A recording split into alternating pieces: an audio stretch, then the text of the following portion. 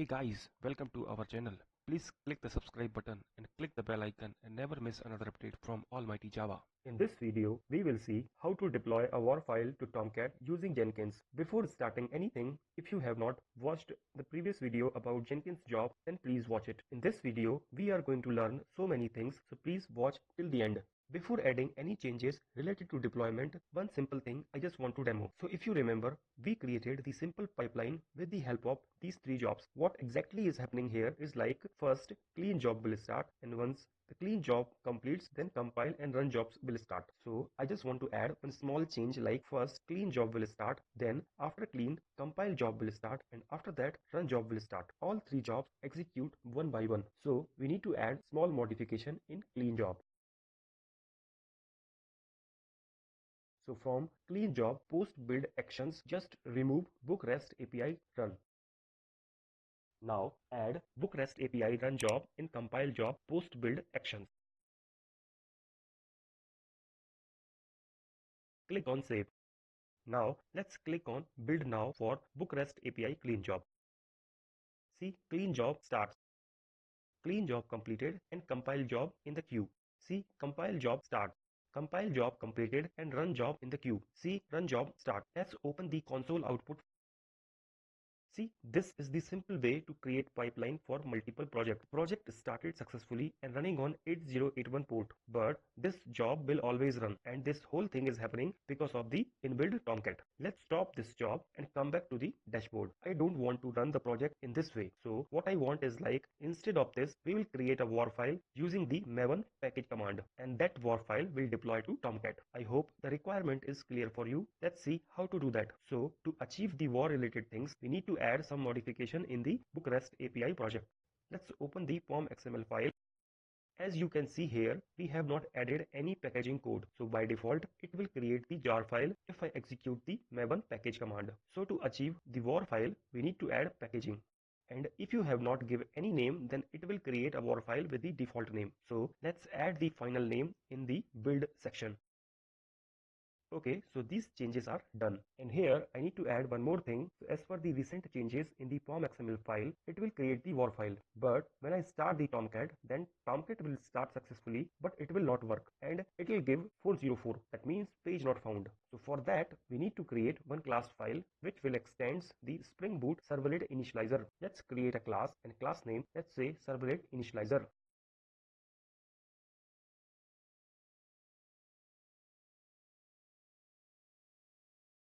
Now we need to override the configure method, and here need to add application class as a source. That's it. I hope these changes are clear for you. I committed these changes. I will show you the committed code in the Git repository. See, here is the recent changed code. We need to commit because in Jenkins jobs we added a Git repository path. Then if I have not committed, then it will not refer to the latest changes. In coming video, we will see how to trigger a Jenkins job automatically if any commit happens to the Git repository. Okay, so these changes are done. As I said earlier, we are going to deploy the WAR file to the Tomcat, but instead of manually, we will automate all this deployment process. So let's download the Tomcat 8.0.53.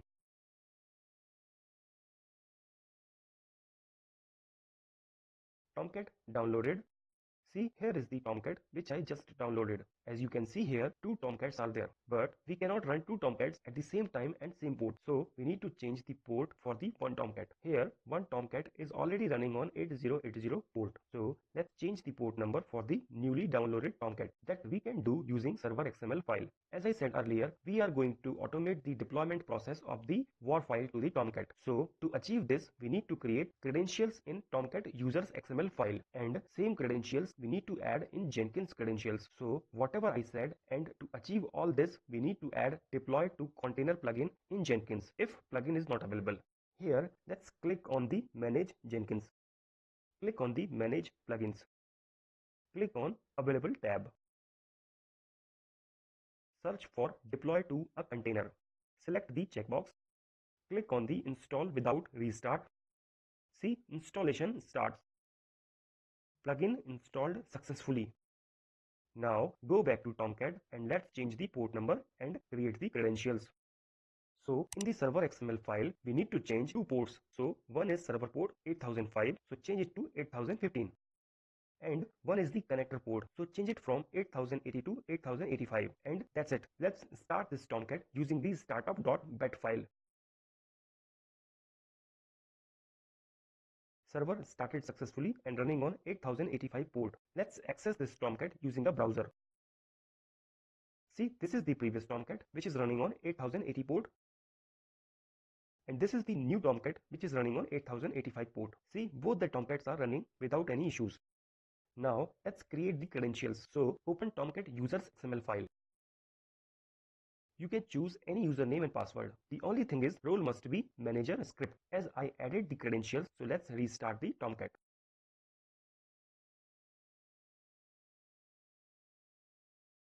Tomcat started without any issue. So most of the changes are done. Now let's create a new job for deploy. This is the freestyle project. Go to the source code management tab. Here choose Git and add the Git repository URL. As you can see here, no credentials are required because the repository is public. So if the repository is private, then we need to add Git credentials. Now go to the build tab. Here select invoke top level Maven targets. In goals, let's give the package. Now go to post build actions. Here you can see the option for deploy war year to a container. So this option was not present earlier. So choose this. Now here we need to add war files path, and that is */*.war. Context path we will give later. Let's choose the container. As I am using Tomcat 8, then choose Tomcat 8. Let's add the context path like book REST API. Add Tomcat URL. Now here we need to add the same credentials which we added in Tomcat users XML file. So click on the add, then Jenkins. Here let's add username and password.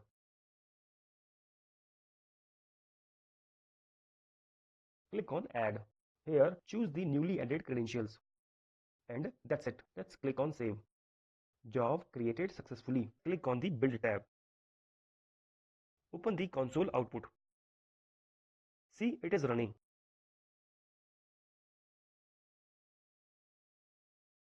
Build success, that means war file created successfully. Now it is trying to deploy. And build failure. And this is expected because I forgot to add Tomcat dependency in POM XML file. So let's add that dependency. So open POM XML file. Okay, so dependency added. Dependency downloaded locally. Here you can see I committed the code. Let's try now. Build is started. Let's check the console output.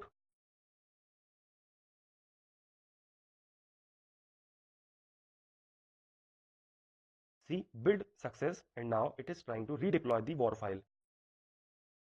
And again, build failed. Don't worry, I am doing all this intentionally. As you saw in the log, it was showing the redeploying. Let's open the Tomcat webapps folder. See, here is the war file. That means war file deployed successfully, but the Tomcat manager responded fail. So now the question is, why is it failing? And that is very common issue. When user try to deploy the war file, and if the user tries to access the URL, and in response it returns 404. Let's solve this problem. Let's open the Eclipse. Here it is giving some error. So let's update this project.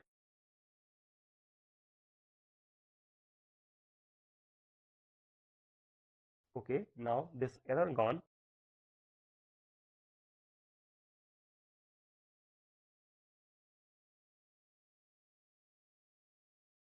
Here let's choose the Tomcat 8. Let's give the Tomcat path. Click on the next. Now choose the war file. See, it is giving the error like this Tomcat is not supporting Java 8. That means we should go with the higher version of Tomcat. I hope you got the actual reason why the build is failing. So let's download the Tomcat 9.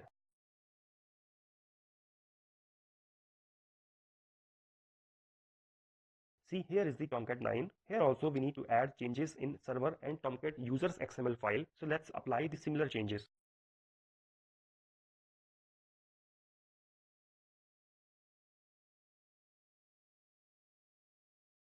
And that's it. Here, click on the configure job. go to the post build actions, and here instead of Tomcat 8 we need to use Tomcat 9.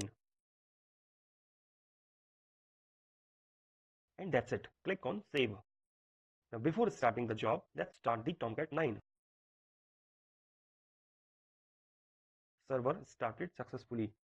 Now let's click on the build now. Build started. Let's open the console output. Parallelly, let's open the Tomcat web apps folder.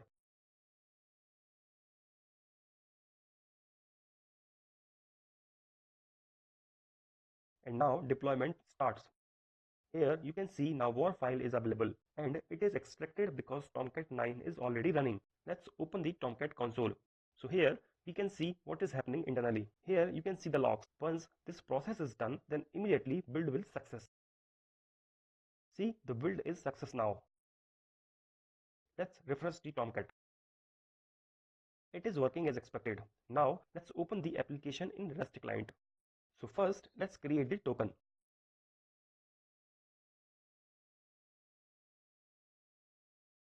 See, token created successfully.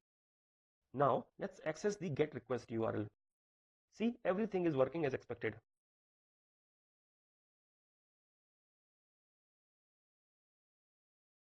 Now let's configure this deploy job as part of the post build actions of the compile job.